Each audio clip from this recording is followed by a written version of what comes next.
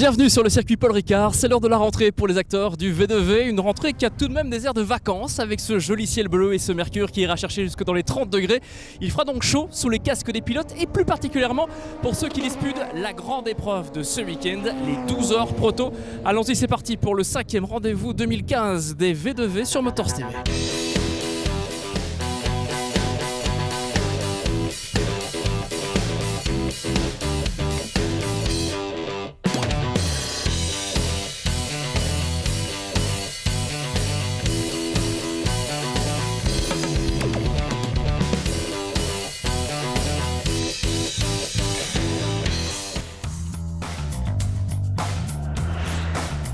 Le V2V est fidèle au circuit Paul Ricard. Le tracé procure de grandes sensations aux pilotes et c'est la volonté des promoteurs, offrir à la fois du plaisir et des frissons. L'inauguration des installations, c'était il y a 45 ans déjà. Le Castellet est un incontournable du sport automobile français et européen. Le V2V y a très logiquement posé ses valises une fois encore.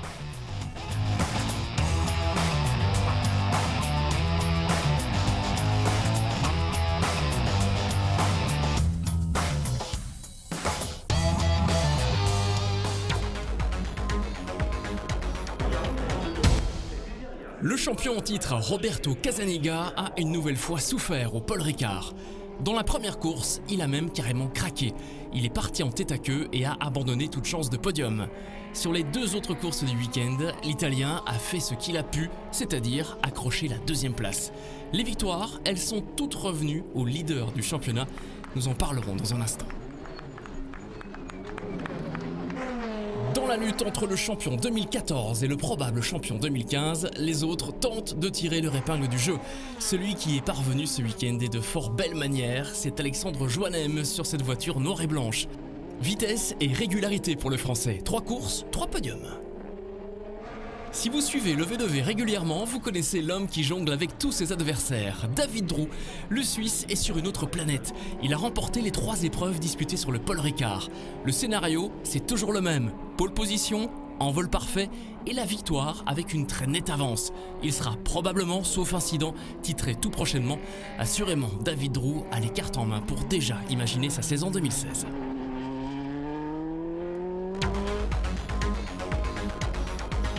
Parmi les 5 catégories représentées ici sur le circuit Paul Ricard en V2V, il y a les VHC. Nous avons choisi de nous intéresser à cette voiture-ci, la Ford GT40 de chez ARA Engineering. Alain Bazard, c'est vous qui serez à son volant. Comment un jour vous avez croisé la route de cette voiture ? Eh bien, c'est une voiture que je suis depuis plus ou moins 6 ans, de par le fait que ça appartient à un de mes clients et j'ai eu l'opportunité de l'acheter il y a 2 ans. Et donc voilà, de fil en aiguille, je roule avec cette voiture, je la connais très bien, donc je sais ce qu'elle est capable de faire. Il faut la piloter comment? Est-ce qu'il y a des ficelles, des astuces à connaître? Il faut bien se dire que c'est une vieille voiture, donc ça se pilote pas comme une moderne, donc il faut y aller gentiment. C'est une voiture qui est assez lourde, beaucoup d'inertie et très puissante. Donc il faut y aller très doucement sur l'accélérateur. La Ford GT40, c'est un véritable mythe. Est-ce que vous avez conscience de rouler dans une voiture tout à fait hors norme ? Oui, tout à fait. C'est une voiture que beaucoup ont envie de piloter un jour, c'est sûr. J'ai la chance de pouvoir le faire. Je prends mon pied dans cette voiture, ça c'est clair. Oui, je suis vraiment très conscient de la chance que j'ai, ça c'est sûr. Votre team est installé en Belgique, pourquoi venir rouler si loin de chez vous? Le V2V est un championnat vraiment très sympa et je trouve que ça se prête vraiment bien à ce type de voiture sans se prendre la tête et bon, c'est encore accessible. La Fogno, c'est la discipline en pleine expansion et plus la saison avance, plus le niveau de la compétition grimpe. Comme en monoplace, le leader ne se laisse impressionner par personne. Nous allons nous intéresser à lui dans un instant, mais d'abord, place à ceux qui tentent de le suivre. Julien Goupy par exemple sur cette numéro 45.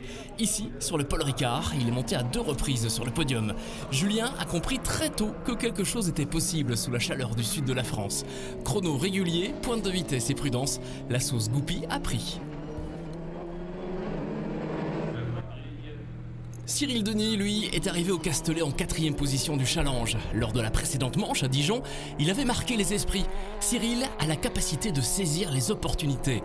Dans la folle bataille que se mènent les pilotes du top 10, il parvient toujours à tirer son épingle du jeu. Sur l'ensemble des 3 courses du week-end, il a à chaque fois été chercher la 2e place. Voici le probable champion 2015, Romain Ollier. Il ne pilote pas, il vole. Sur le très rapide circuit Paul Ricard, il a encore tout gagné. Certes, dans la course numéro 2, ses adversaires lui ont bien cherché quelques noises, mais c'est lui qui est sorti vainqueur de la mêlée. Romain Ollier représente parfaitement l'esprit de la Feugnot. Archi détendu dans le paddock, parfois même jusqu'aux petites heures, et ultra compétitif le lendemain sur la piste.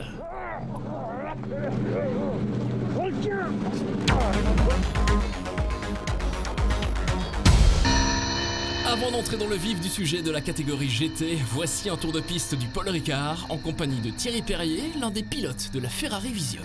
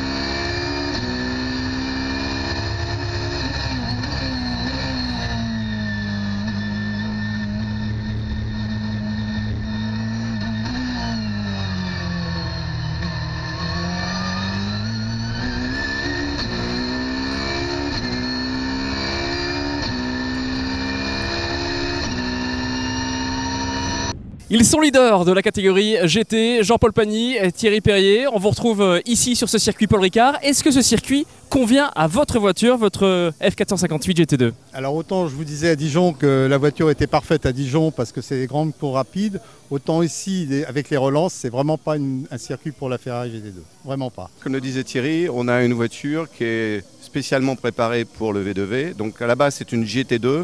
Mais au point de vue moteur, pour accepter l'essence 98, on a beaucoup moins de taux de compression en étant un petit peu technique.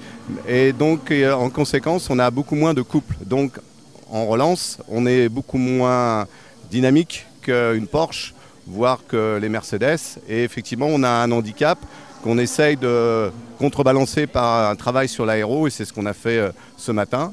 Alors vous le disiez, c'est une voiture spécifiquement préparée pour le V2V, c'est un modèle unique, votre voiture. Est-ce que c'est pour ça qu'on ne vous trouve pas, par exemple, en ELMS ou en blanc-pain? Tout à fait, parce qu'en LMS, si effectivement la base c'est une GT2, le moteur n'est pas le moteur exact de la GT2.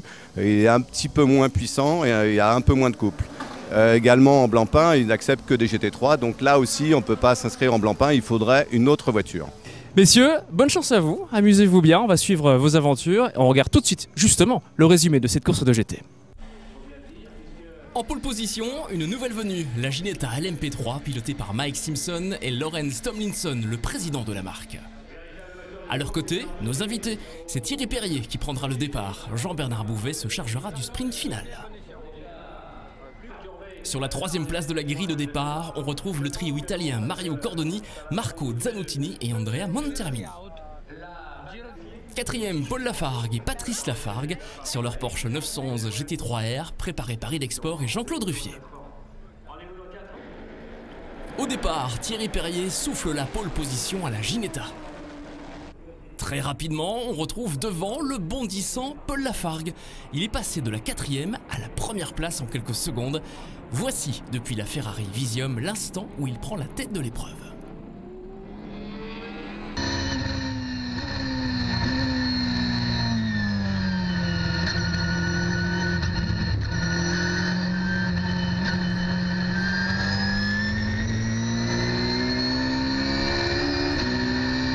L'un des pilotes les plus épatants de ce début d'épreuve est celui de la BMW Z4 de chez Roll Motorsport, Luca Rangoni. En 10 minutes, il aura remonté 4 positions. Il pointe désormais à la 3e place. Au bout d'une demi-heure de course, un autre pilote fait sensation, Calco Constantin, à bord de la Ginetta Speed Factory. 4 places de mieux depuis le départ, il prend le commandement de l'épreuve. Après 1 heure de course, chez Visium, on la joue stratège. Plein d'essence et boisson fraîche, Thierry Perrier repart. Il a déjà presté lors des drive-thru obligatoires. La moitié de l'épreuve a déjà été disputée. Au jeu des passages par les stands, les principaux ténors se sont relayés en tête de la course. Parmi eux, Lawrence Tomlinson, le président de Ginetta. Il fait très chaud ici. Avec l'air conditionné, ça aurait été mieux. Nous avons une belle avance car j'ai roulé 2 heures avec en plus le même train de pneus, histoire d'économiser de l'argent. Michelin fait un très bon travail, je les remercie. C'est pas bien grave, mais j'ai une côte cassée, donc ça a été un relais difficile. Parmi les équipages en forme, on pointe celui de la Porsche suisse numéro 267, Jean-Paul Von Burg, Rémi Terrail et Adrian Amstutz. Ils ont toujours navigué autour de la 5e position. C'est Jean-Paul Von Burg qui a fait le premier relais et il s'est beaucoup amusé. Oui, beaucoup. Là, vous me prenez un peu à chaud, c'est le cas de le dire. Mais c'était un beau relais avec des conditions climatiques intéressantes. Ouais. Ouais. Est-ce que la voiture vous a donné quelques signes d'alerte justement par rapport à cette chaleur? Non, aucun. Non, la voiture fonctionne parfaitement bien. Les pneus sont assez bons, ils glissent un peu évidemment, mais on tient un 2,12 régulier, ce qui est pas mal. C'est encore la Bérésina dans le clan IDEC. La malchance s'abat une nouvelle fois sur Patrice et Paul Lafargue. Les problèmes s'accumulent et immobilisent la voiture alors que la victoire était tout à fait envisageable. Paul Lafargue, qu'est-ce qu'il y a à votre voiture? Problème de démarreur. On a voulu repartir au changement de pilote et on est parti à la poussette. Donc on s'est fait un peu pénaliser. Et là les gars sont en train de chercher pour essayer de réparer. L'équipage repartira pour franchir la ligne d'arrivée à une anonyme 14e place. C'est peut-être le virage du championnat dans la mesure où la Porsche 1 comptabilise déjà 2 abandons depuis le début de l'année. Et pendant ce temps, d'autres concurrents ont déroulé sans problème majeur. 3e place finale pour la Ferrari 51 de Montermini, Zanutini et Cordoni. 2e, l'équipage Visium qui accroît son avantage en tête du classement. Et la victoire, quant à elle, revient à la Ginetta de chez LNT, pilotée par Simpson et Tomlinson.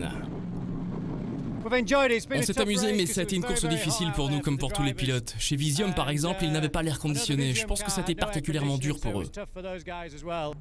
Confirmation, avec les tout premiers mots de Jean-Bernard Bouvet au sortir de la voiture.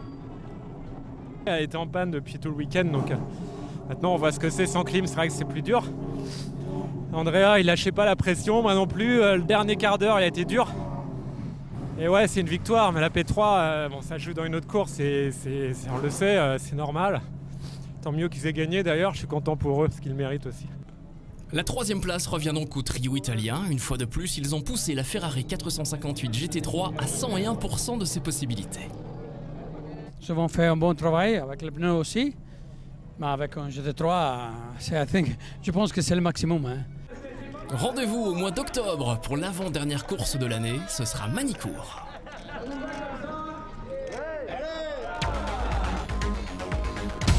Éric Trouillet, Yann Clairet, Jordan Perrois, ils sont actuellement bien placés au championnat, mais quelque chose me dit qu'ils voudraient avoir par exemple 18 points de plus. Qu'est-ce qui vous a manqué depuis le début de la saison pour justement truster vraiment le haut du classement? Il nous a manqué un peu de chance et puis bon, il faut que l'équipage se rôde, mais c'est vrai que depuis le début de la saison il nous manque un peu de chance et à chaque fois il y a des petits grains de sable qui nous ont retardés dans le classement général, donc la chance va tourner. Jordan, une course particulière, ce sera une course qui se disputera en partie de nuit. Est-ce que vous vous y préparez particulièrement au sein de l'équipage?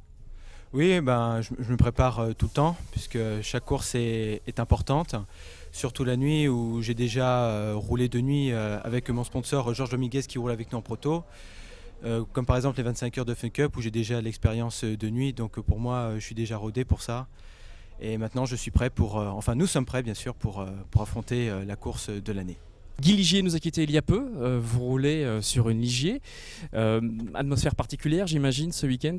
Ouais, tout à fait, pour tout le monde, moi en particulier parce que c'est lui qui m'a donné ma chance il y a quelques années.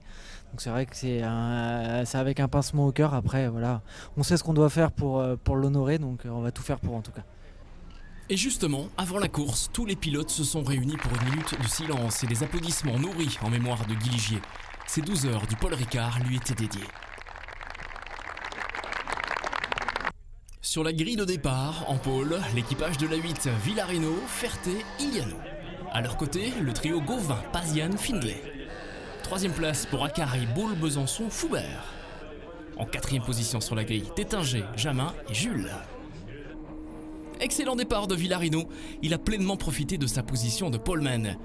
Départ parfait pour l'homme qui le suit, Jean-Baptiste Lahaye a gagné 4 positions dans les premières secondes de l'épreuve. À l'issue de la première heure de course, la 91, partie deuxième, va chuter dans le classement suite à un souci au niveau des trains roulants.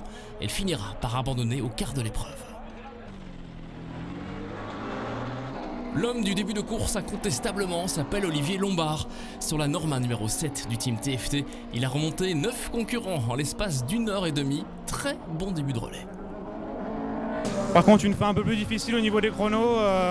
C'est vrai que je pense que les pneus ont beaucoup souffert sur la piste avec la chaleur. Donc j'avais une fin assez compliquée où il fallait que je me batte beaucoup avec la voiture. Mais en tout cas, bon, on est revenu dans le top du classement, c'était l'objectif. Voilà, on y est. Parmi les agitateurs des 3 premières heures de course, on retrouve l'équipe de la 17. La voiture de Idexport sera longtemps dans le top 3 avant que l'équipage ne mange à nouveau son pain noir. La voiture repartira et passera la ligne d'arrivée à la 17e place. Après des soucis de collecteur d'échappement, la 32, qui était 4e des qualifications, fait un nouvel arrêt prolongé au stand. C'est un problème de pompe à eau cette fois. On a des températures d'eau qui montent et on voulait vérifier ce qui se passait.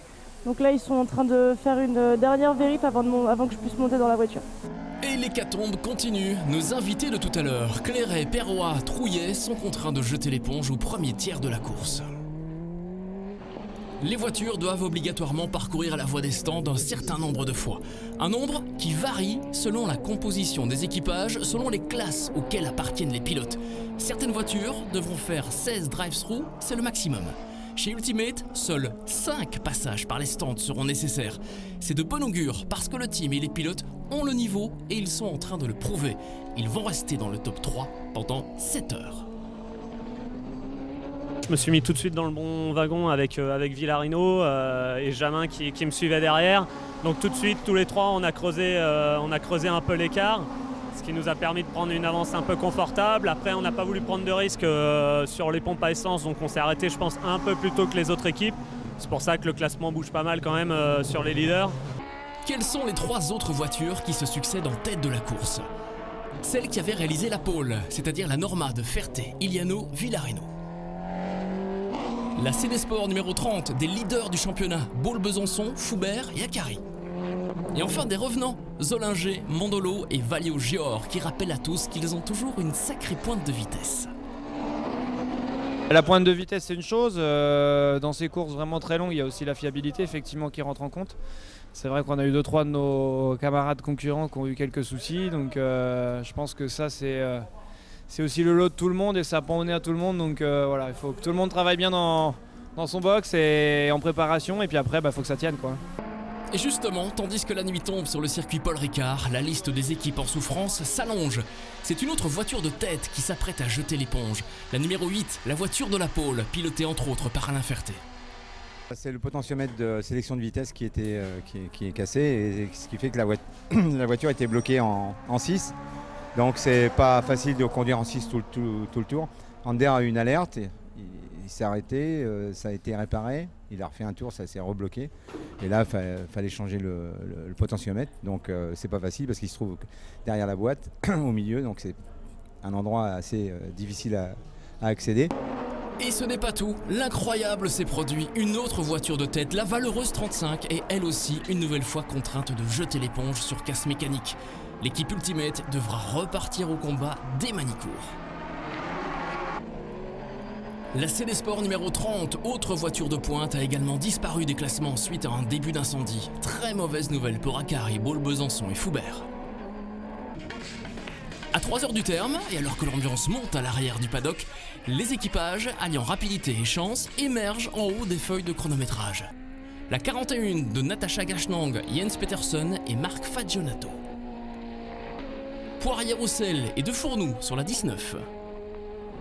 La Norma 21 de Delafosse, Bassora et Beauclerc. Et la 33, pilotée par Molini, Wolf et Danielou. C'est vrai que tel qu'on était parti au départ, c'était pas du tout gagné.